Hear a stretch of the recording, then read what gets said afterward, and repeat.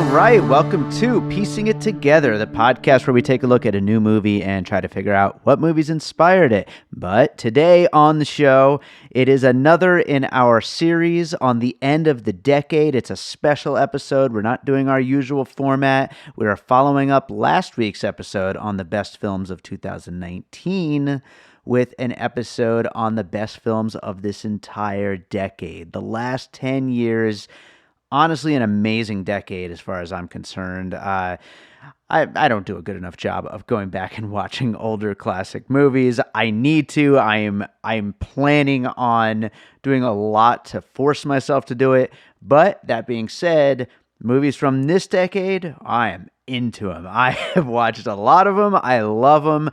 It was actually pretty damn hard to make this list, to be honest. That's how many movies I wanted to squeeze into this. But it was a great, fun thing to try to attempt. And, you know, you'll see there's a blog post also where I actually tried to do my top 50.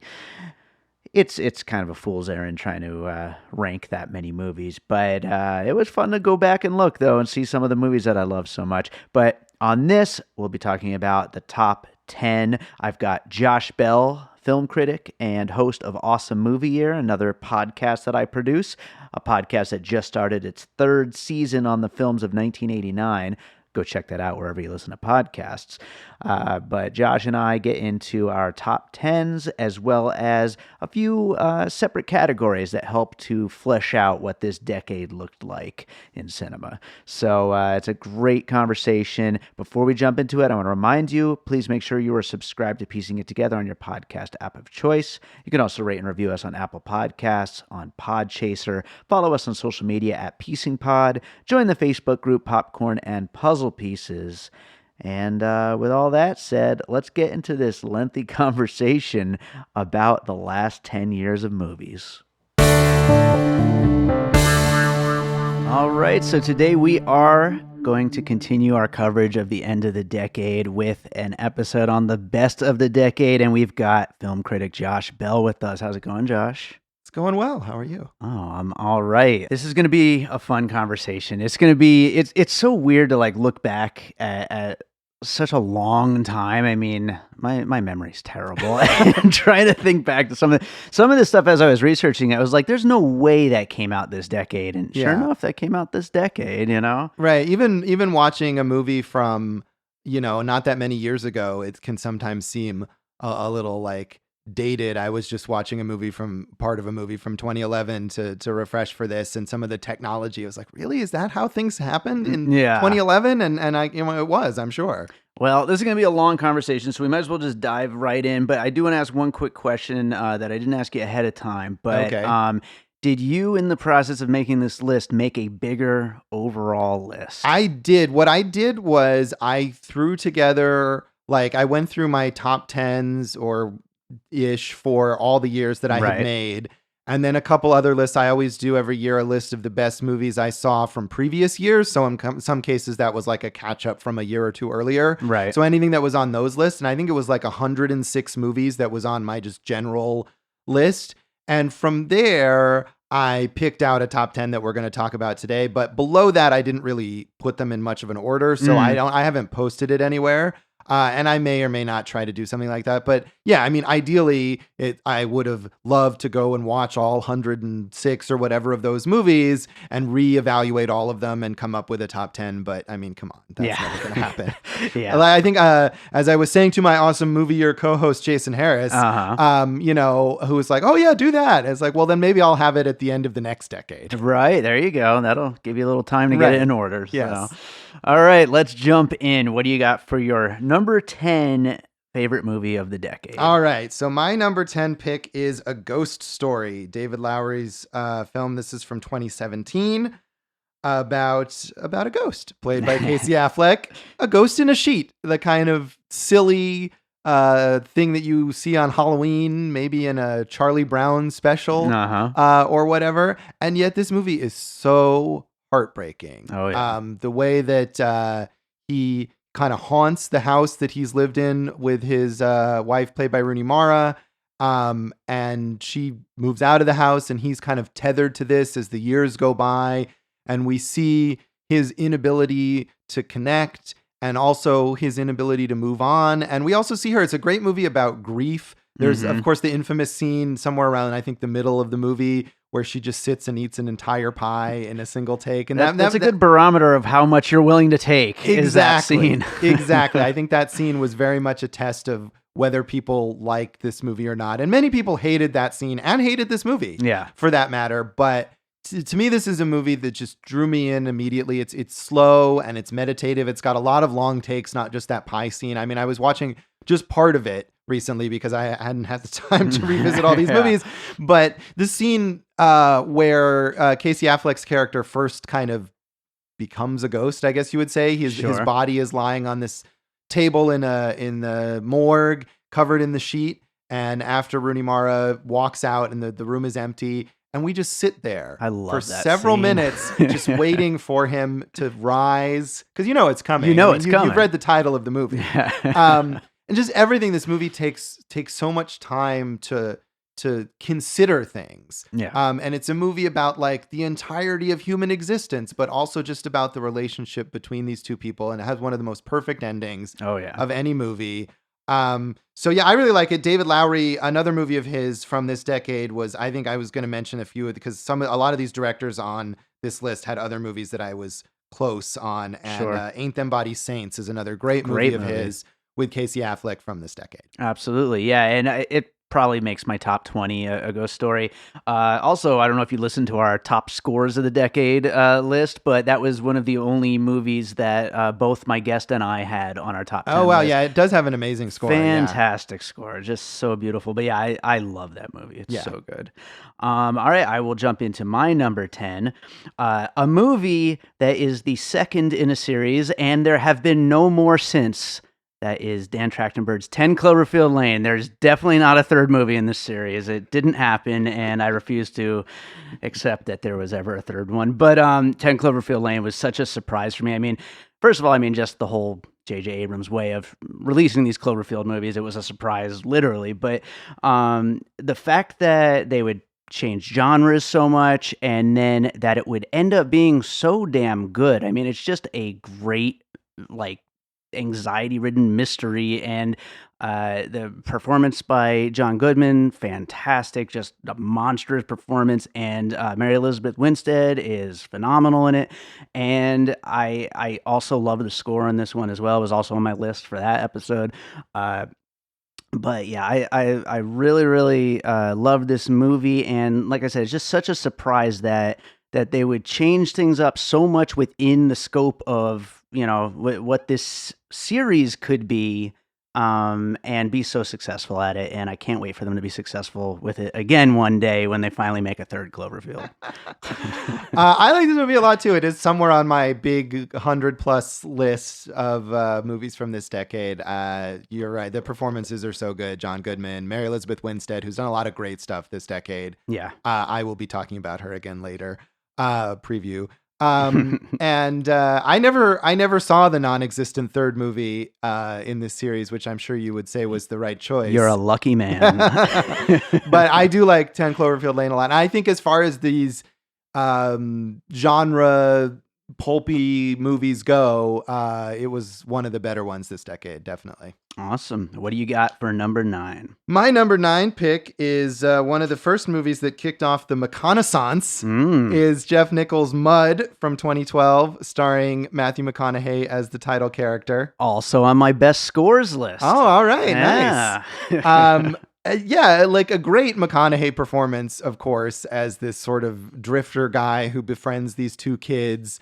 Played by Ty Sheridan and Jacob Laughlin, I think is his name, who plays the other kid. And this was a very evocative. I have a bunch of movies, even though I'm not from the South, nor have I really been there very often. But I have multiple movies I noticed on this list that are very evocative of sort of like Southern, rural, or small town, suburban, or whatever living. Right. And this movie is very much that. It takes place in Arkansas and really gets the sense of place, the characters who live on these sort of I guess they're like houseboats almost, or they live on like a dock.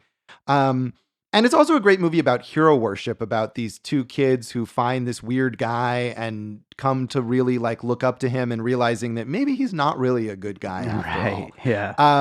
McConaughey is great. The score is great, as you said, and great child performances. Ty Sheridan at least has gone on to, become an adult and do some good work as well as he's gotten older. I'm not sure about the other star here.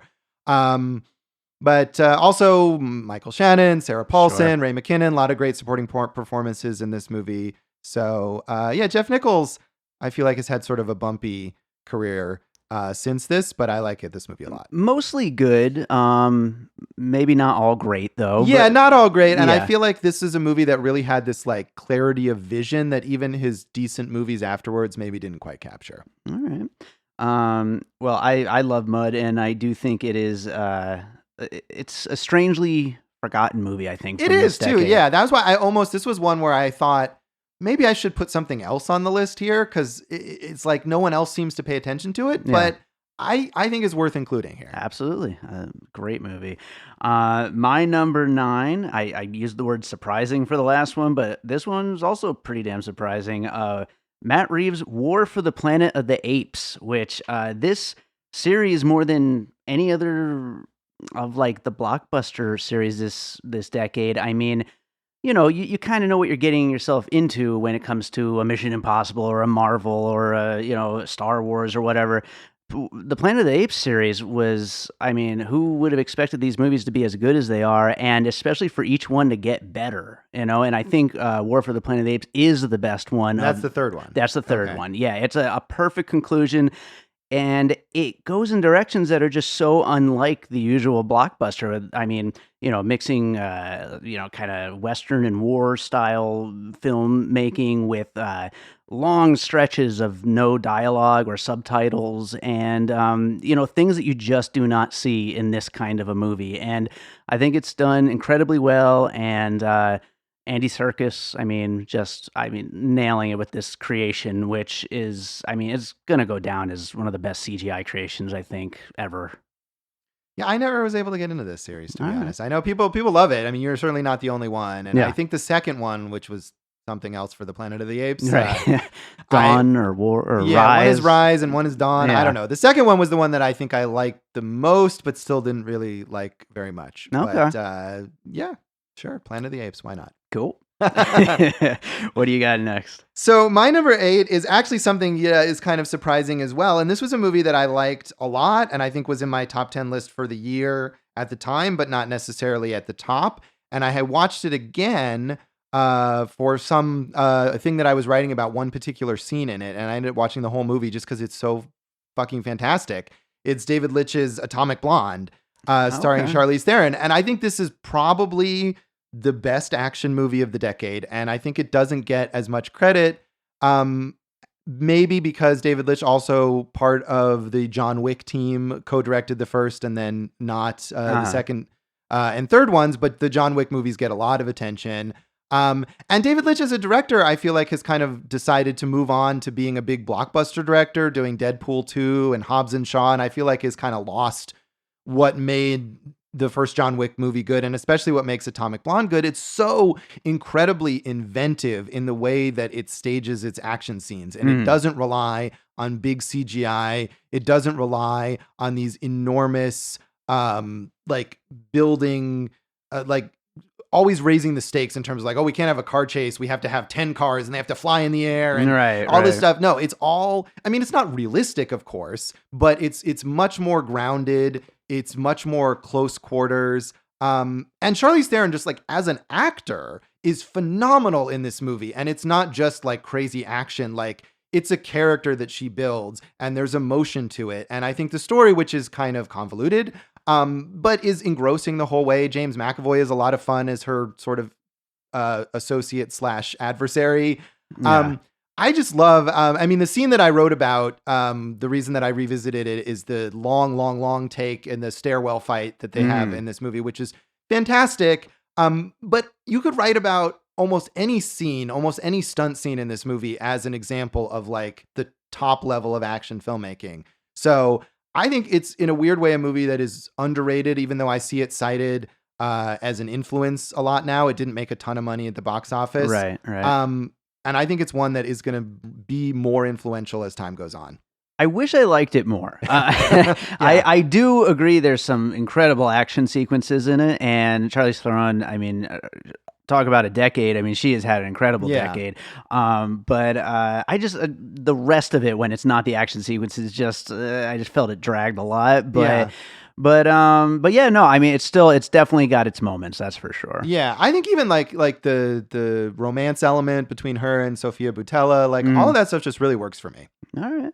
Well, I am going to see your best action movie. Did you say that in that one? That is my assessment of it. And raise you a Mission Impossible Fallout, which right. for the longest time, and I think back when we did our Best of the Year episode last year, I said that Ghost Protocol is still my favorite Mission Impossible, but as these movies have sat with me for longer and longer, Fallout has finally just overtaken it. I mean, it is just, it's Tom Cruise as far as he's, I don't know how they could ever up the ante anymore with the next one, which apparently they're going to 2 more times. They're going to try it. They're going to try if it kills them. But yeah, no, the stuff that they come up with for him and that he actually goes out there and does is just absolutely insane. It's just so thrilling to watch. And I love Lorne Balfe's score. It was my favorite score of the decade, although it was disqualified from my list because we had a rule with that. But that's another story. But no Mission Impossible movies? Was that the rule? No pre-existing themes. Okay. Yeah. But no, I love that music, and it's such a fun movie. Yeah, I like the Mission Impossible movies. I feel like they've kind of like maybe run their course a little. I would say that Ghost Protocol is probably the Brad Bird one. Is probably my favorite. But as far as action movies go, as far as action franchises go, I don't think any other action franchise this decade has been as consistently strong. You're right. Right. Absolutely. All right, what do you got next? All right, so my number 7 pick is David Mackenzie's Hell or High Water, the sort of crime thriller, and another movie all about people struggling in the South, starring Chris Pine and Ben Foster as a pair of brothers who go on a bank robbing spree to pay their bills. Yes. You know, that's why they're going to rob banks, because they've been screwed on their debt. The saddest bank robbing reason possibly in the history of movies. And Jeff Bridges as the lawman who chases after them. And it's just, I mean, this is one of Jeff Bridges' best performances. He's fantastic in this movie. The writing from Taylor Sheridan, and I think this was the height of the sort of moment when Taylor Sheridan seemed like he was going to be like a defining filmmaker, and I think he's maybe not quite lived up to that. To me, this is the best thing that he's done. But also the direction from David Mackenzie, who is not American, but really captured something, I think, about that region and about the economic moment in the United States. It's just got it's funny, it's got great dialogue, it's tense, there's long shootouts, and just, you know, just the chase aspect of it is this lawman hunting these guys, and they're all sympathetic. You know, you can feel for these brothers. They're not these dangerous, mean criminals. It's got a lot of fun, random little supporting performances from people like Dale Dickey and Katie Mixon, and it's just an entertaining movie. This is a movie that I really need to go back and rewatch, because I don't know if I ever told you this, but Chad Clinton Freeman, our mutual friend and friend of the show, we got to go to a test screening of it like a year before it came out, and I just didn't think it was that good. And then it comes out and everyone's like, this is one of the best movies of the year. And I was like, really, that movie? You know? And so I really need to go back and see if maybe they made it better. I don't know. Yeah, I mean, obviously I don't know what changed there, but this was my number 1 pick of that year, and I think it remains very strong. I know you hate Netflix, but it is on Netflix now if you wanted to watch it again. Do I have any Netflix movies on my list? I don't think I do. It's not a Netflix original movie, but it is available on Netflix currently. All right. Well, speaking of things we hate, something you hate, my number 7 is Wes Anderson's The Grand Budapest Hotel. I could have easily went with Isle of Dogs, which of course was my number 1 last year. But I wanted to go with this one. I think this is the movie that I will revisit more over the years. It's I think my favorite Wes Anderson of this decade. It does everything that a Wes Anderson movie should do, and does it to the extreme. It does it like and if you do not like what he does, the quirky and all that stuff, it really leans into it, and you're not going to like it. But it is a incredibly fun movie. It is very silly. All of the actors just seem like they're having such a blast making it. Especially, of course, Ralph Fiennes in the main role. They're having such a blast, and it's so infectious to watch. Yeah, I will say it's probably the Wes Anderson-ist Wes Anderson movie. Right. And I don't like his whole thing. So I did not like this movie. That is completely fair, and I will accept that from All you. So what are we on? Number 6. What do you got? Number 6. My number 6 pick is Hirokazu Koreeda's Our Little Sister, which is a movie that's not about a whole lot. It's a very small scale family drama, which is kind of his specialty. He's a great filmmaker, one of my favorites, currently working and very prolific. This is from 2015, and I think is his best film of the decade. He got a lot of attention for Shoplifters, which was probably his most well-known film that he did this decade. But this to me is his best. It's about 3 adult sisters who form a relationship with their father dies, and they meet for the first time their teenage half-sister, who was the product of their father's affair that essentially broke up the marriage between their parents. So there's been a lot of bad blood, but they decide to bring this teenage girl into their home. They all live together in this kind of sprawling old family home. And there's not a lot of conflict in this movie, but it's the kind of movie that makes you feel good about life. Okay. You watch this movie and it's just, these people love each other so much. They care so much about doing the right thing for each other. And there is conflict. I mean, there's moments where the sisters disagree. There's a lot of bad blood in the past with the family. Not only did their father abandon them to go be with this other woman that he had a child with, but their mother also abandoned them, and she comes back into their life at one point after 15 years, and there's a lot of resentment, and there's questions about whether these women will, they have this almost idyllic situation where they're all single and they're all living together, and is one of them going to kind of break off and get married, and are they going to lose this wonderful situation that they have together? But those conflicts are all minor, and they're all resolved in this humane, beautiful, but entirely believable way. And the movie takes place over the course of a year in the life of these sisters. And it's just, it's so emotional. It's the kind of thing like you watch it and you'll end up crying at this movie, even though it's not a sad movie. Right. But it's just a movie that captures the beauty of everyday life, I think, so wonderfully. So, yeah, I love it. And we talked about Little Women this year. And It's a movie that actually reminds me a lot of Little Women, in that it's about this bond among sisters who care so deeply about each other. And you can tell that the sister relationship is the most important thing in their lives and will continue to be the most important thing, no matter what happens to them as they go forward. That's a sweet pick for a list that has a lot of dark shit on it. Yes, and I have some more dark shit, but that movie is the opposite of dark, and it's the kind of movie that you can just like cuddle up with. Sure. Okay. Yeah, I've never seen it, but sounds great. Yeah. Okay, my number 6 is Damien Chazelle's Whiplash. An incredible movie about jazz drumming with a ridiculously crazy performance by J.K. Simmons as the teacher. And, I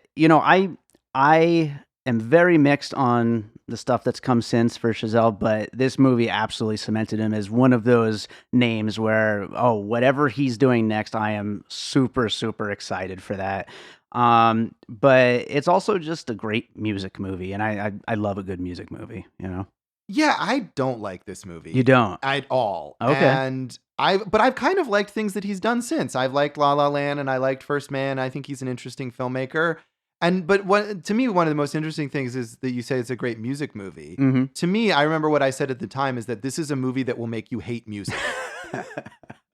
That it's so unpleasant, and the characters in this movie, who are these dedicated musicians, are just awful. And to me, it made it feel like making music is the most odious thing that you could and I love music. love I'm it. not a musician like you are. I mean, Yeah. in a tiny amount, but really not. But I love music, and to me, I wanted to never hear jazz drumming again after watching this movie. Okay, well, I'm curious to hear once we get a little later in my list, another music-related movie, what you're going to have to say about that. But All right. we'll get to that when we get to it. What do you got for your number 5?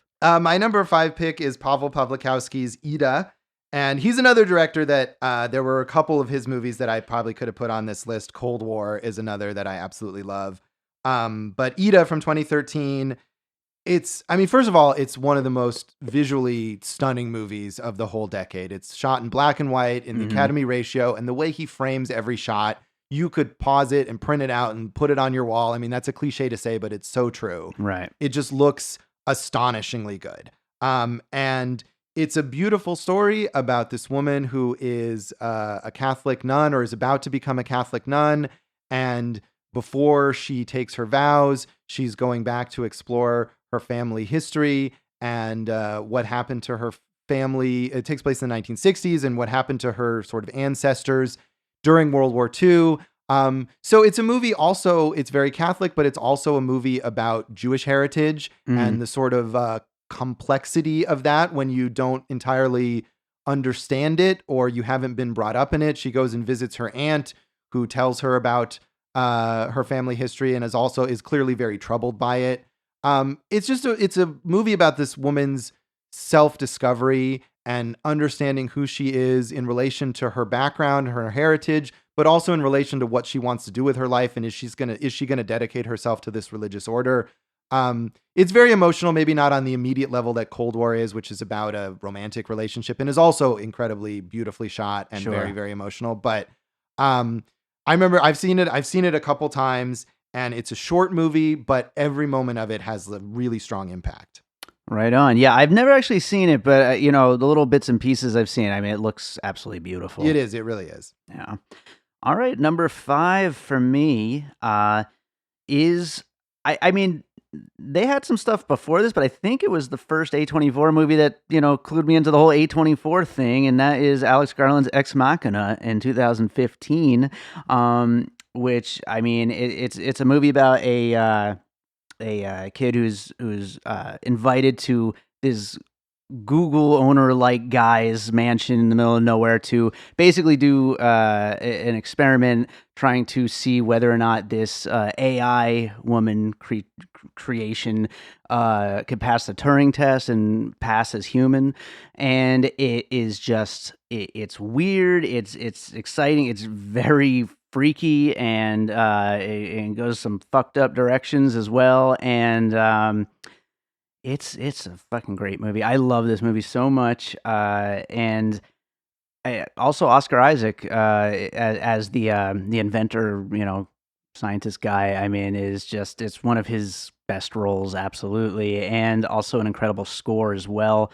But yeah, I don't know how many more great things I could say about Ex Machina. I love this movie. It looks incredible, and I love the ending. I know not everybody does because of where it goes in that ending, but I think it's a perfect ending, honestly. Yeah, it's brutal, yes, but it's very, very good. I like that movie a lot. It's definitely on my larger list. And Oscar Isaac did a lot of great things this decade as well.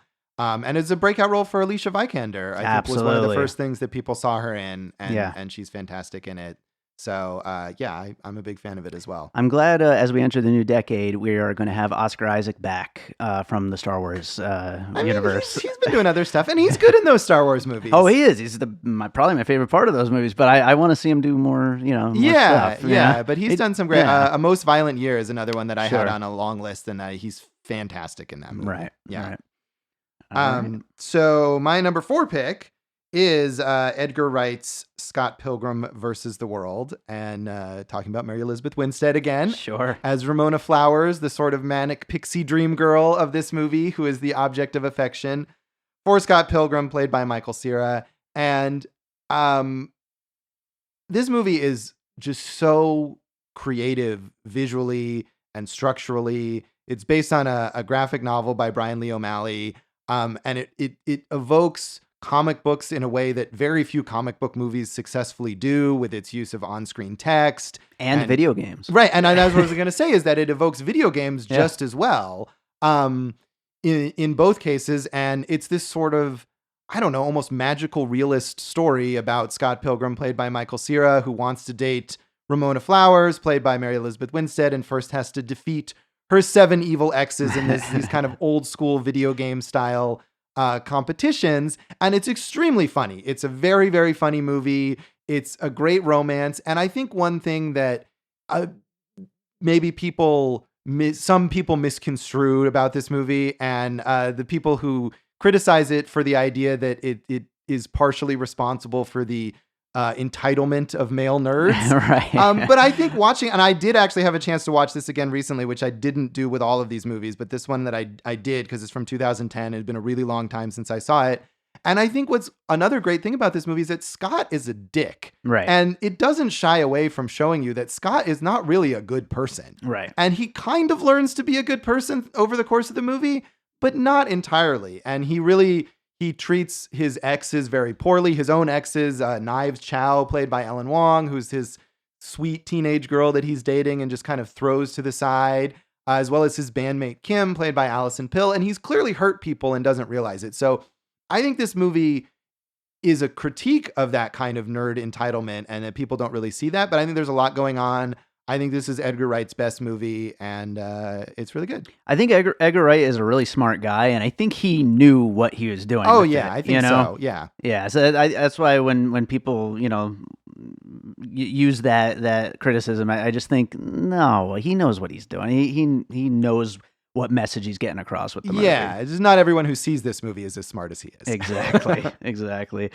All right. My number 4 is one that I already know you don't like. All right. But it is the Safdie Brothers 2017 Good Time, which, first of all, is just one of the just craziest, just edge of your seat kind of movies for me. I love everything beginning to end. I think it's fantastic to look at. The score is incredible. And more than anything, Robert Pattinson's performance. I mean, probably my favorite actor working right now. And this is really what introduced me to him as somebody worth watching. I went back and watched The Rover after. That's great. Which is an incredible movie as well. But yeah, this is when I really was kind of introduced to him as somebody worth watching, and he's just so damn electrifying in this movie. Every moment that he's on screen, but also Benny Safdie is incredible as the brother.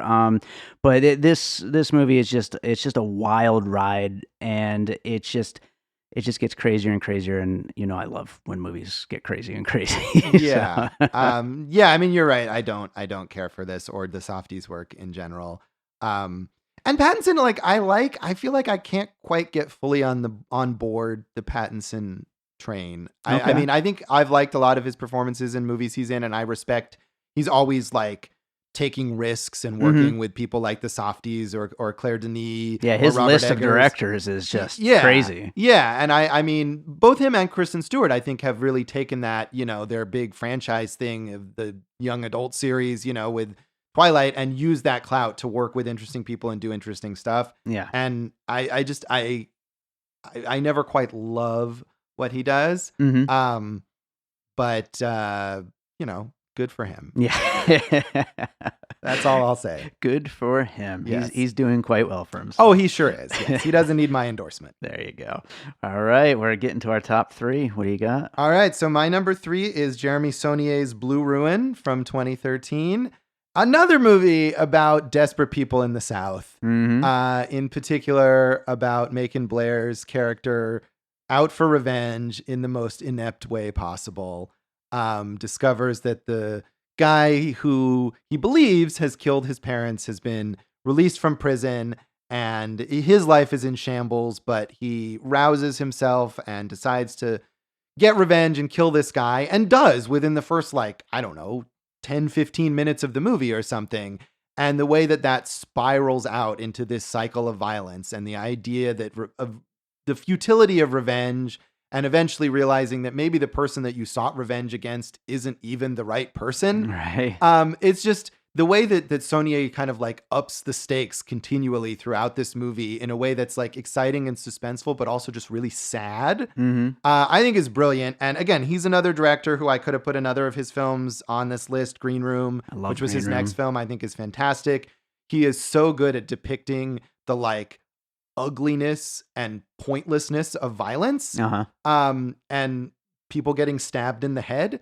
Which there is a lot of in all of his movies. And Macon Blair too, who is like his friend and sort of collaborator / muse, is just really, really good in the main role of this movie, and himself a good filmmaker who made a movie called I Don't Feel at Home in This World Anymore, which I thought was a really good film from this decade as well. So yeah, Saulnier is super talented, and I'm excited to see more. He made a few movies this decade and should do more stuff, but Blue Ruin is great, I think maybe has been on Netflix or on various streaming places, and people who saw Green Room maybe, which had bigger stars in it, definitely should see Blue Ruin. Yeah, I hate this, but I've never seen Blue Ruin. Oh man, I know it's literally, I could show you my list. It's on the top of my one of these days watch at home list. Sure. Yeah, I need to see this movie, and I love everything I've seen from him since then. You know, between Green Room and Hold the Dark, but yeah, I definitely need to go back and watch this. You do. It's going to happen. All right. I swear. Before the end of the next decade. That's a good goal. Okay.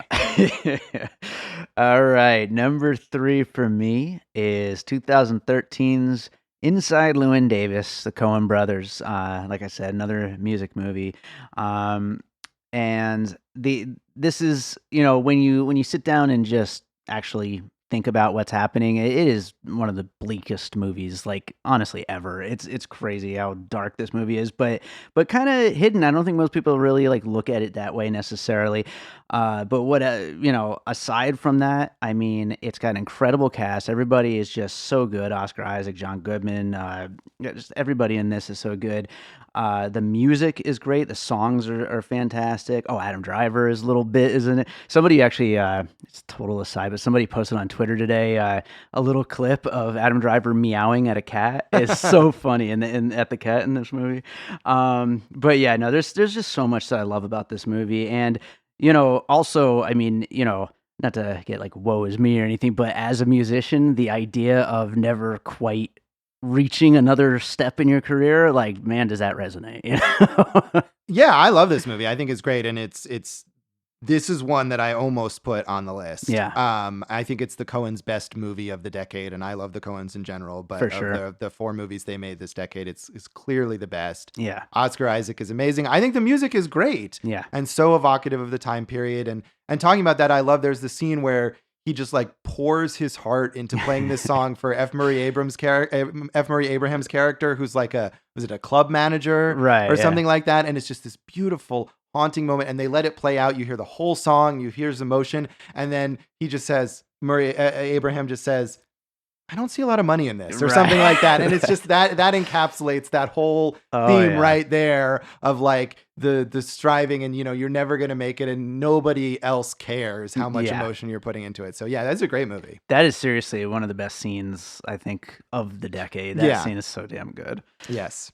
All right, what do you got for your number 2? My number 2 pick is Abbas Kiarostami's Certified Copy, starring Juliette Binoche and William Schimmel.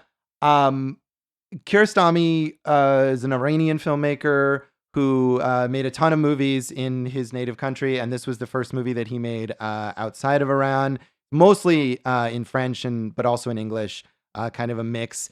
And something that he had been doing, I think, in a lot of his early movies and really comes out so strongly in this film is the idea of what is real, what are the relationships between the characters, what can you trust? And this is a movie that starts out, it appears to be these 2 characters are strangers who meet after William Schimmel's character is given, I believe it's like a book reading, and they decide they kind of hit it off, and they're going to spend time together, and they're going to drive around and look at some of these sites. And as the movie goes on, it appears that maybe they have a long history together. Maybe they're married. Maybe they've been married, and it's never quite clear.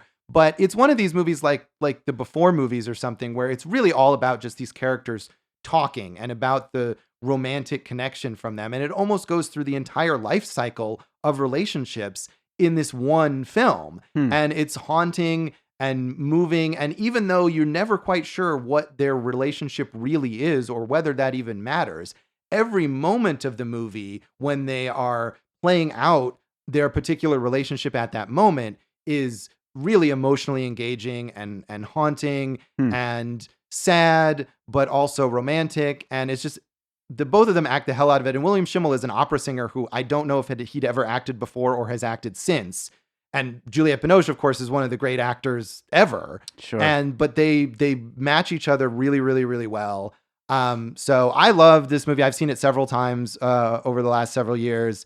And Kiarostami, who passed away a few years ago, made one more narrative movie after this called Like Someone in Love that he made in Japan, which is one that I could have also put on this list. A very similar kind of story where you don't really know for sure what characters' relationships are. Both of those are great. And a lot of his early films too, which I haven't seen a ton of them, but I definitely plan to. Sounds great. I've definitely never seen it, but it definitely sounds like a really good movie. It's fantastic. Wow. All right. Well, I am going to go to my number 2, which is my favorite comedy of the year. I do love a good comedy of the decade, sorry. And there haven't been that many great comedies this decade, like being honest, but 2016's Shane Black comedy, The Nice Guys, which is, first of all, it is the movie I've watched the most this decade. I don't make time to watch movies at home that often. I think I've watched this like 5 times at home, and that's crazy for me. Yeah. This movie, I just throw it on. Russell Crowe and Ryan Gosling are so freaking funny. Their chemistry together is so perfect. It's a great ode to like the whole buddy cop thing of like really to Shane Black's heyday, really, when it comes down to it. And the rest of the cast is fantastic. The girl, Ryan Gosling's daughter, I don't know. Oh, Angry Rice. Yeah, Okay, she's really, really good. Yeah, she's great. I mean, everything about it is so good. It's also got a great story to it, just like when it's slows down and isn't necessarily just nonstop funny. It also is actually a good little cop mystery, and it is just such a great movie. I love it so much. Yeah, I love that movie too. It's definitely somewhere near the top reaches of my list. And I think it's a shame that movie, it was a giant failure at the box office. Although I think its reputation has really grown over time. Yeah. This is going to be a cult movie like going forward 10, 20 years. And it's clearly, I mean, this is, if there's one movie that's like would warrant a sequel, I think this is it, but it's never gonna happen though. But we're all just gonna keep wishing for it. Right. Yeah. I know. It's a great movie. I like that movie a lot. And my number 1 pick is also a comedy. All right. So my pick for number 1 is Noah Baumbach's Mistress America. All right. And as I've talked about on Awesome Movie Year and on Piecing It Together many, many, many times, I'm a huge Noah Baumbach fan. He's definitely my favorite working filmmaker. And this is probably not the Noah Baumbach movie that is most likely to be people's pick for the best of the decade. Mm-hmm. He made 6 movies this decade, was very prolific. That's crazy. Yeah. All of which I think are really good. But to me, this movie, which he co-wrote with Greta Gerwig, as he also did with Frances Ha, another really good movie that he directed this decade, is just in a way, it actually goes back to the Coreda movie that I mentioned, Our Little Sister, in that it's about these kind of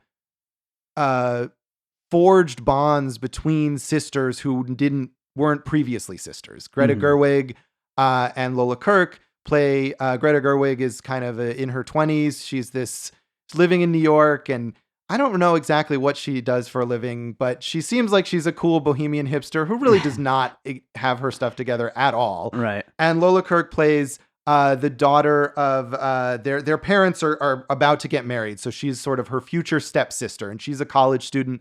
She reaches out to Greta Gerwig's character and looks up to her and kind of sees her as this sister that she never had and someone that she could emulate. And over time, you realize, in a way, like Mud and the children who look up to him, you go through the movie and you realize maybe she's really not a person to look up to. Sure. And it's about like hero worship and learning about a person as a human being and not just as a symbol of something. But it's also really, really, really funny. Yeah. The dialogue in this movie is brilliant from moment to moment. There's a long sequence where the two characters go to this sort of mansion on I think it's like on Long Island or something, or maybe it's in Connecticut, somewhere suburban area of New York City, to confront Greta Gerwig's ex and former friend.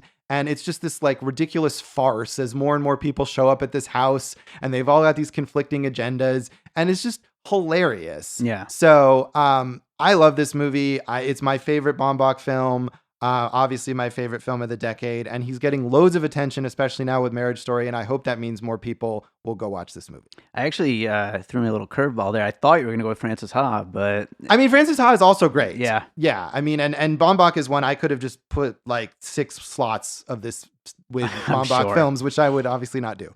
But but I love Frances Ha too. Awesome. All right, well, my number one, you probably could guess it, is Darren Aronofsky's Mother, which I talk about this damn movie all the time. I love it. I love the sheer audacity of it. The just go for broke, just insanity of this movie. The a lot of people complain about this movie and like call it pretentious and all that stuff. And he clearly did not care. He's gonna go for it. He's gonna do a Bible thing, and he's gonna layer it with different meanings and all this stuff that you can pick it apart and try to find all these different interpretations of the movie. And he just went for it and went truly over the top in every possible respect. Also, the actors in it, perfect. I love Jennifer Lawrence in it. I love Javier Bardem in it. I love all the supporting actors in it. They're all just fantastic. And also on a technical level, it's just a marvel just to watch it. And I have a book that was made of like the making of it, and just seeing how they like built the house and everything so that way they could get around it with cameras and stuff like that to really choreograph the whole thing. It is just, I guess, like high stakes filmmaking. Like to try to even pull something like that off is just absolutely crazy. And the most like exhilarating thing I think I've sat through at the movies in this decade, and truly, as much as I already loved movies, after I finished watching that the first time and I sat through the whole credits and sat there for another like 5-10 minutes afterwards, I think at that point I was like, fuck, I love movies, man. So yeah, I love Mother.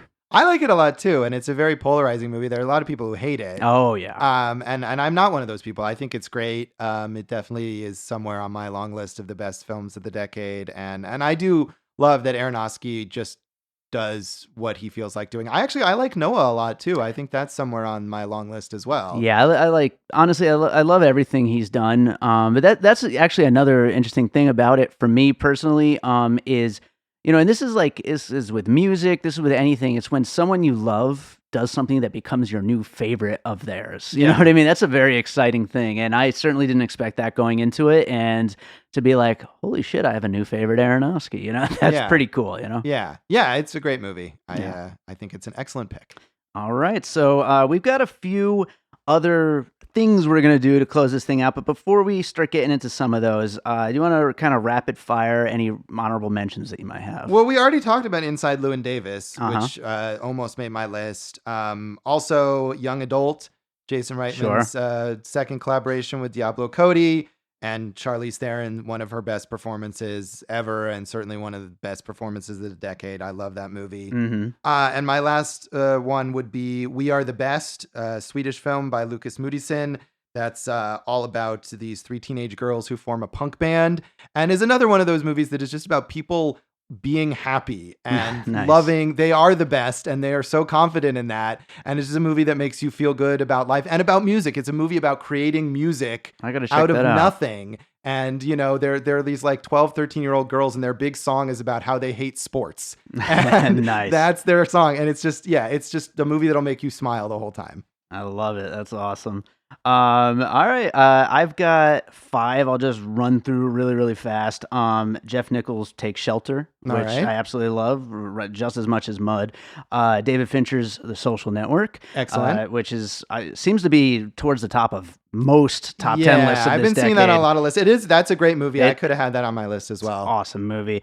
Paul Thomas Anderson's The Master. Yeah. I love it though. Filmmakers named Anderson. Yeah. I'm not always crazy about. And then of course the Tom Cruise movie, Edge of Tomorrow. I do like, yeah. Or Live, Die, Repeat, as it was renamed. Right. I thought you were just going to name another Mission Impossible movie. That I could have just done that, but yeah, no. Edge of Tomorrow is so much fun. Just such a exciting, just crazy action movie. I love it so much. Yeah, I like that movie a lot too. And then Isle of Dogs, just throw that in that too. Oh yeah, more Andersons. Yeah. So first up for these bonus things I want to do. Obviously 2019, we're wrapping it up right now. We of course just recorded a best of 2019, but with recency bias, we didn't really want to include any 2019 movies on this list. It's kind of hard to say how it's going to age and all that stuff. But is there one 2019 movie to you that you really considered having on your list? Yeah, I don't know if I considered having any of these on my list. I don't even have anything from 2018 on my list. I feel like it takes time for me to really feel like a movie is like one of the best things I've ever seen. But from 2019, I mean, my number one movie was Laszlo Nemes's Sunset, which I think is a great movie. But I wonder if Little Women by Greta Gerwig is one that is just gonna, I feel like that's a movie that could like stand the test of time and just build and build. And that when, we look back 5-10 years from now, we'll just be like a complete, like universally acknowledged classic. I will say, although I didn't love Little Women, Lady Bird is like the one this decade movie that I did go back and rewatch for the purpose of this episode, and I liked it a lot more this time. Yeah. So definitely raised up in my ranking, even though it's not my top 10. Well, I would, people listening, make sure you listen to our top 2019 list first, but my number one was Climax, but I would actually go with my number two, John Wick Chapter 3, which, like I said on that episode, I mean, I love the fight scenes in this so much that I could see myself just throwing this movie on just to see some crazy awesome stuff, and especially the stuff with the dogs. I mean, that's some of my favorite moments of any movie. Those movies do seem to be like building in reputation over time, and maybe not the third one as much as the first one or the second one even, but yeah, I mean, that seems like something that more and more people keep coming to. I will be the lone defender of Chapter 3 as being the best. Yeah, but I mean, certainly not the lone defender of it in general as a good movie, and I can see, I mean, John Wick already is becoming one of these like iconic action characters, it seems like. Absolutely.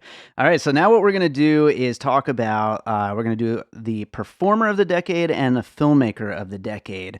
Let's start off with performer, somebody who you think has just really had an incredible 10 years of just really standout performances. Well, my pick is someone that we've been talking about already. It's Charlize Theron. Yeah. And I mentioned Atomic Blonde, which I think is underrated and she's fantastic in. I mentioned Young Adult, which is also maybe kind of underrated and she is fantastic in. One movie that, like Social Network, that seems to be on many, many, many lists is Mad Max Fury Road, which I'm not a huge fan of, but her performance in that is just amazingly intense. And the fact that she can come in and overshadow like the title character, who's one of the most famous action characters ever, is pretty damn amazing. Those are the ones that are probably like the most notable that she's done this year. And I think what's amazing about that too is that like none of those characters are remotely similar to each other. She just has an amazing amount of range in what she can do. In addition, she's good in Prometheus, which is a polarizing film, but I think she's solid in that. Doing voice work in Kubo and the Two Strings, which I think is Laika's best film and is another great movie that I could have had on a top 10 this year. I think she's really good in Tully, teaming up again with Diablo Cody and Jason Reitman, even though I have issues with that movie. Her performance is not one of them. She captures so much about motherhood in that movie. Long Shot from 2019, which I think is super underrated romantic comedy. Really funny, and she gets to be funny in it. Really funny. She's really funny, and she has great chemistry with Seth Rogen. And also from 2019, a movie that I wasn't crazy about, but I do think she's strong in Bombshell, acting under a bunch of makeup, but giving an effective performance as Megyn Kelly. So, I mean, she's just someone who it feels like she could play anything. Yeah. And I would be there for it, and I would totally believe her. I completely agree. I totally could have picked her. She has had just such like you said, a range of performances. Yeah. Just so completely unlike each role, so completely different. So yeah, great pick. And I already alluded to this earlier, but Robert Pattinson is my pick. From Good Time, The Rover, Lost City of Z, The Lighthouse, High Life. These performances are just they're The very Twilight movies. that wasn't this love. decade. No, So. were not any of them this decade? Maybe the last one might have been 2010, Okay. but yeah, they're in our rear view, Josh. Come on. All right. He has just had such a crazy decade, and his performances do all share a bigness, and he definitely has a thing that he does, and you know what? I love it. Sign me up. Of course, we're going into the new decade. We're going to have him in a Christopher Nolan movie and a Batman movie. So we'll see what happens with those. I don't necessarily love the idea of losing him to these big, giant blockbuster things, but I am definitely looking forward to seeing whatever it is he does. I think he's shown a commitment to not just do blockbusters. Absolutely. I mean, even if that Batman movie becomes a massive hit and he has to make 4 more Batman movies, I think he'll still make time to do these smaller films as well. Absolutely. So, how about filmmaker of the decade? Well, this is obvious because I just was talking about him so much, but my pick is Noah Baumbach, who, of course, directed my number 1 movie, Mistress America, and as I said, was quite prolific this decade. In addition to that, also directed Frances Ha, which he co-wrote with Greta Gerwig, and could have been on my list. Greenberg, which I think is fantastic and is more of his sort of darker, more cynical style, with a great performance from Ben Stiller and a great performance from Greta Gerwig. Yeah. Marriage Story from 2019, which is getting the most attention of any of these movies and is probably his most acclaimed film of all, which I also think is fantastic. He gets such great performances out of almost any actor that he works with. And Scarlett Johansson, Adam Driver are great in that movie. Then maybe on a tiny bit lower level, the Meyerowitz stories with Ben Stiller again and Adam Sandler, who I never like Adam Sandler, but this is maybe the closest I can come to liking him. That's good. When he works with Noah Baumbach. He has a nice little scene in that, one of the best scenes in that movie where he plays piano with his daughter and they sing this little song from her childhood. Yeah. And While We're Young, again with Ben Stiller and Adam Driver. I think the one that probably is the least acclaimed of all of these that I liked a lot and is maybe the most bitter and cynical of all of these movies about, kind of a self-absorbed filmmaker who fancies himself cool and young and realizes that he definitely is not, and the young people that he thinks are his friends are very much not his friends. And, but I like all of these movies. I could watch them all again, and I just think he's amazingly talented as both a writer and a director. Again, the way he works with actors, I think anyone, even someone I hate as much as Adam Sandler, he cast in his movie, and I go, okay, he'll do something interesting. So I'm very excited to see what he does next. Yeah, I'm curious to see, like, with all the attention from Marriage Story, if that changes things for him in any way. Yeah, I mean, I hope not in a bad way. Right. And he seems pretty committed to doing these smaller scale films, although he and Greta Gerwig are co-writing the Barbie movie, so we'll see how that goes. Very interesting. Yeah. All right. So, filmmaker of the decade for me. I gotta say, I had a very hard time choosing between these 3. But I will try to just stick to Quentin Tarantino. Django Unchained, which is my least favorite of the 3, but The Hateful Eight and Once Upon a Time in Hollywood, I just absolutely adore both of those movies. And I feel like somehow the attention that each new Tarantino movie gets, it kind of takes it. I don't feel like anybody else is like this. It brings you back, and maybe not you specifically, Josh Bell, but it brings me back to wanting to rewatch all of his movies. I have like a marathon every time he comes out with something new, and it's just so exciting to go back and rediscover his movies over and over again. And certainly those older ones didn't come out this decade, but I feel myself drawn to them every time he comes out with a new movie. And I think that kind of speaks to his whole, pretentious wanting to have a filmography thing that is, all goes together kind of thing. But I think there's a very good reason for that because they really do all kind of go together. And just really fast, because I was having so much trouble, Martin Scorsese, Shutter Island, Hugo, Wolf of Wall Street, Silence and the Irishman, and Paul Thomas Anderson, The Master, Inherent Vice, and Phantom Thread. Both of them also having incredible decades. Yeah, I feel like Scorsese is very scattered in this decade. I love modern Scorsese. Yeah. I know you're not a big fan of any of those, really. Well, I'm not a fan. Like, I can admire a lot of his work. I rarely love the movies as an experience, but I mean, certainly I would prefer like pre-2010 Sure. Scorsese, I would say. It's definitely a different thing, Yeah. but you know, I can completely see that. But I love his recent movies. Yeah. And I think you're right about Tarantino. He's like very good at making every time he makes a movie into like an event. Yes. Like it's not just like here's his new movie. It's like here is like a cultural moment. Yes. And I feel like he's willed that into being like entirely on his own. Not that people don't love him and care, but I feel like he decided like, you know, early in his career that this is how I'm going to be, like I'm going to make people pay attention in this way. Yeah, absolutely. And he's done a really a good job of that, you know, for better or worse, you could argue. Right. Yeah, and I know I was kind of dismissive on The Master, but I actually like Inherent Vice and Phantom Thread quite a bit. Both of those, I think, more than The Master. So well, I'm very excited for new Paul Thomas Anderson this coming year. So that's going to be exciting. Yeah.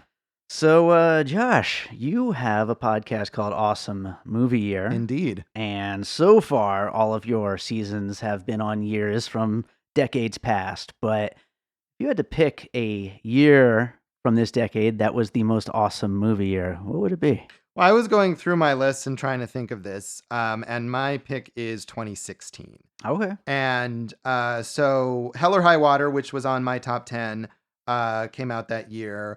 Our Little Sister, which was on my top 10, came out in the US that year, although earlier in Japan. But additionally, that year, some movies that we briefly touched on, including Jeremy Saulnier's Green Room, Laika's Kubo and the Two Strings, The Nice Guys. Mm-hmm. Those all opened that year. 10 Cloverfield Lane. Oh, there you go. Yeah, I hadn't even gotten down that list. I think this was the year where I had posted like a top 20 instead of a top 10 because there were so many. I was like, well, okay, it's got to be this year. Elsewhere on like my list that I made for that year, 20th Century Women, Love and Friendship, The Edge of 17, Everybody Wants Some, The Handmaiden, Jackie, The Arrival, The Witch, The Eyes of My Mother, Christine, all just like fantastic, fantastic movies. And in Awesome Movie Year, we have certain categories like the best or the number one movie at the box office, which that year was Captain America Civil War, which if you're going to pick a Marvel movie, like that's a pretty good one to pick. And the best picture winner, which that year was Moonlight, which is a great film. And it was almost La La Land, which is also a really good film. So yeah, I think that would be a pretty strong year for us to talk about. A couple of those movies that I mentioned were debut features, which is another category that we talk about. Some of them are potential cult classics. So, yeah, to me, that's a great year. Did you pick one as well? I did, yeah. And by the way, 2016 was my runner-up. Okay. I agree. Such a freaking good year. But 2017 for me, that included, of course, Mother, War for the Planet of the Apes, Good Time, The Florida Project, Ingrid Goes West, A Ghost Story, The Big Sick, The Last Jedi, Logan, Thor Ragnarok, Get Out, Colossal, Brigsby Bear, It. Whole lot of a lot of great movies in there. Yeah, some stuff that I would have potentially put on my list, and a couple that I did. So. Yeah, absolutely. So I think we did it. I think we covered the decade. The decade is ended. Wow. Now forget about it entirely. All right. Yeah, let's move forward. Oh wait, so does that mean I don't have to watch any of those movies that I missed? No, you have to watch all of them. Oh, you have to spend the next decade watching them. Well, I will take the entire next decade to get to them all with the way things are going with podcasting. But yeah, why don't you tell people a little bit more about Awesome Movie Year? Well, Awesome Movie Year, as you said, is a podcast where we take a different year in film each season and look back on the films of that year in various categories, including the top box office film, the best picture winner, future cult classic, film debut, a feature debut from a notable filmmaker. My co-host for that is comedian and filmmaker Jason Harris, and also occasional piecing it together guest. And once in a while, you know, we just had an episode with him on it. Sure. But he is on every episode of Awesome Movie Year. Yes. And we are about to launch, or maybe did launch, depending on when this is posting, our third season, talking about the films of 1989. And my brain is mush. I'm trying to do the math right now of what day this is going to be. So it's either before or after. Yeah, it's either about to launch or has newly launched. So lots of cool stuff. That season features, I think, 3 of my favorite movies of all time that we're talking about. So that's a really awesome movie. It is a really awesome movie year, but as we say on the podcast, every year is an awesome movie year, That's including 2019. So you can find that wherever you listen to podcasts. You can go to awesomemovieyear.com. Follow us on various social medias at Awesome Movie Year on Facebook and Instagram, Awesome Movie Pod on Twitter. And, we hope that some of the Piecing It Together listeners will give us a shot. You guys, it's a great show. Go listen to it. Josh, thank you as always for being here, and I look forward to covering more movies with you in this next decade. Yeah, I think we'll do it.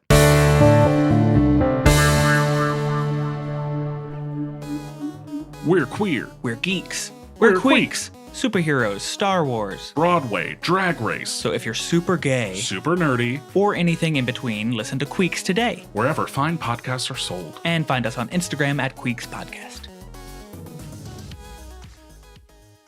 All right, so I hope you enjoyed that conversation about the best films of the decade. I know it's a huge task to even attempt to make a list of the best films of an entire decade, but I want to know what you thought of our picks. Obviously, Josh and I had very different picks. We didn't have any overlap, did we? Maybe a little bit in the honorable mentions, but yeah, I'd love to know what you think of what we talked about on the show. You can, of course, just tweet at me at piecingpod. You could also email me directly by davidrosen@gmail.com.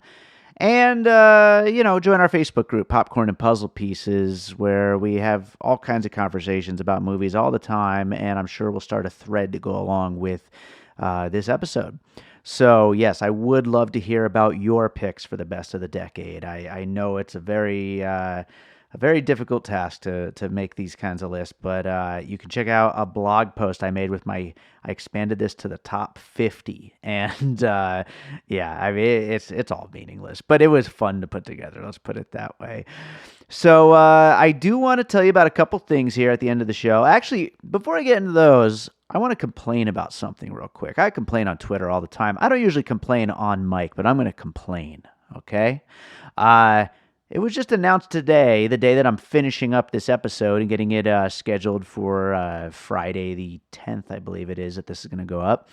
It was just announced today, on Wednesday the 8th, that Regal Cinemas, probably my favorite movie theater chain, mainly because the Regal here in Las Vegas it's called Village Square, plays the most indie films. They play the most like A24 and Neon and Fox Searchlight and, all those kinds of studios, the things that don't necessarily open everywhere else. So I do love Regal, but I also love Regal because I think they have the best popcorn and they have really delicious soda in their Coke products. Diet Coke specifically is my favorite, and it's actually the only soda I drink. And they had the best Diet Coke of anywhere. Any restaurant, anything. I love Regal Diet Coke. And it was announced today that Regal, after God knows how many years, is ending their partnership with Coca-Cola and moving to Pepsi. People, let me just tell you, if I'm at a restaurant and I ask for a Diet Coke and they say, "Oh, is Diet Pepsi okay?" I tell them no. No, Diet Pepsi is not okay. I'll have a water. Thank you very much. I will drink water for this meal. I do not need your Pepsi. If I ask for a Diet Coke and they bring me a Diet Pepsi and just try to play it off like it's the same thing, I will ask for that Diet Pepsi to get removed from my bill because I'm not drinking it. I will know the second I take a sip, and I am not drinking that Diet Pepsi. So this is a big deal to me. And Regal, I know I'm not going to make much of a difference. I go to the movies roughly 100 times a year. Probably 50 of those times are at a Regal. So 50 times the $100 or so that you have to spend on a popcorn and a soda nowadays. It's not going to make a big dent. It'll make a little bit of a dent when I don't buy anything anymore at your theaters, but it's not going to make the biggest dent in the world. I'm not going to change anything. But Regal, what the hell are you doing? Like, Coke and Pepsi, if you really have to bring Pepsi into the fold. Pepsi? Oh, it's a sad day for movies, let me just tell you that. Really disappointed in Regal Cinemas. I'm probably going to look into Cinemark as my backup plan to augment my AMC where I see most movies. But I also had the Regal Unlimited because I can't always go to AMC. And then, of course, those indie films. But yeah, I think I might get rid of Regal Unlimited because I don't want to give them money. I mean, I'll have to go for some movies. Like, there's a handful of movies through the year that I'm only going to be able to see at a Regal. But I'm going to go out of my way to see stuff at AMC and Cinemark because screw that. That's bullshit. Really? Pepsi? It's disgusting. All right, now that I'm done ranting about that, I do want to remind you about two things. So first of all, we have a Patreon. I don't do too much with it yet. I've been saying that for months now. Still don't. But I just this morning posted our episode on Parasite, which is, I know, one of the biggest movies of 2019, the most talked about movies. I know a lot of people wondered if we'd do an episode on it. We finally did an episode on it, actually recorded it this morning, and it is up early. It's going to be up on the main feed, of course, the day that Parasite hits VOD, which I believe is January 28th, so it'll be like right around there. But I wanted to put it up early as a special thing for anyone who is a patron. So, sign up for our Patreon. You could also get the Jay and Silent Bob reboot episode, which is up there now. And as soon as I finish it up, I'm going to be finishing up episodes that are already in the can on Jojo Rabbit. And not in the can yet, but we're recording it tomorrow on Cats. So those two, as soon as they're done, I'm going to throw them up in there. And then they're going to hit our main feed, eventually in some form of an order over the next month or so. But you can get them early in the Patreon. So I do want to remind you, join that Patreon if you enjoy the show. You want to, throw a couple bucks of support our way.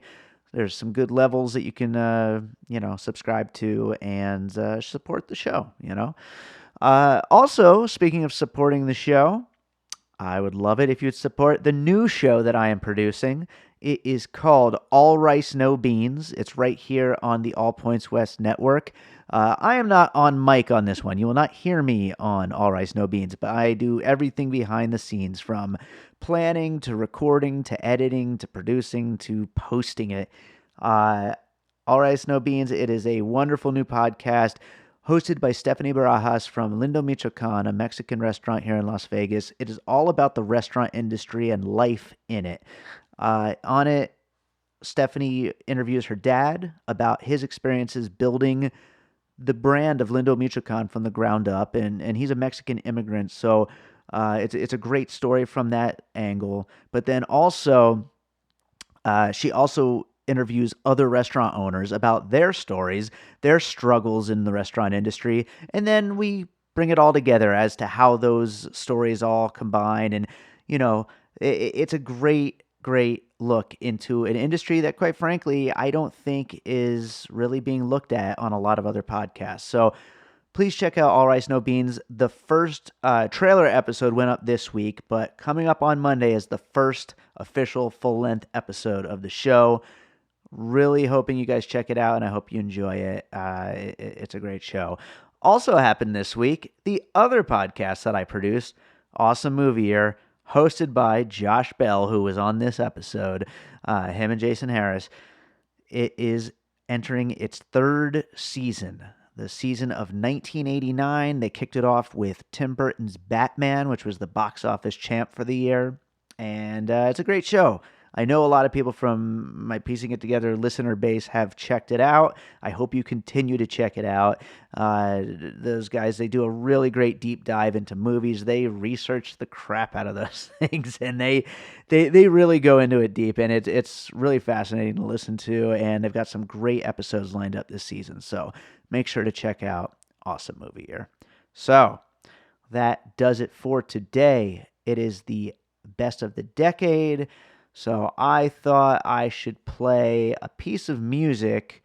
Last time on the Best of 2019, I played my most popular song. I probably should have saved that for this one. That would have made a lot of sense, wouldn't it, Dave? Well, it's too late for that because I already played Dreams Like These on the last one. I'm not going to play it again. So why don't I play another really popular track of mine, one that has been listened to by, honestly, well over 100,000 people because of an incredible virtual reality music video that was made for the track by a really talented team called New Line Videography. The track is called Constellations. The virtual reality music video is available on all the virtual reality content marketplaces, YouTube, all those kind of things. But Constellations is on my third album, Head Like Fire. It's available anywhere music is available, and I'm going to play that for you now. I wonder if any of you listening are any of those 150 plus thousand people who watched the VR video. That would be interesting to know. I don't think there's any way I could ever do a cross section and figure that out, but it would be interesting to know. Anyway, this has been a long enough outro ramble, much longer than most of them, but it is the end of the decade, so, I could talk a little longer. So, new regular episode of Piecing It Together coming up next week, along with the first episode of All Rice, No Beans, more episodes of Awesome Movie Year, a new episode of Bird Road while we're at it, and I want to thank you all so much for listening. Let's watch a whole lot more movies in this new decade and cover them all, or at least most of them, on Piecing It Together.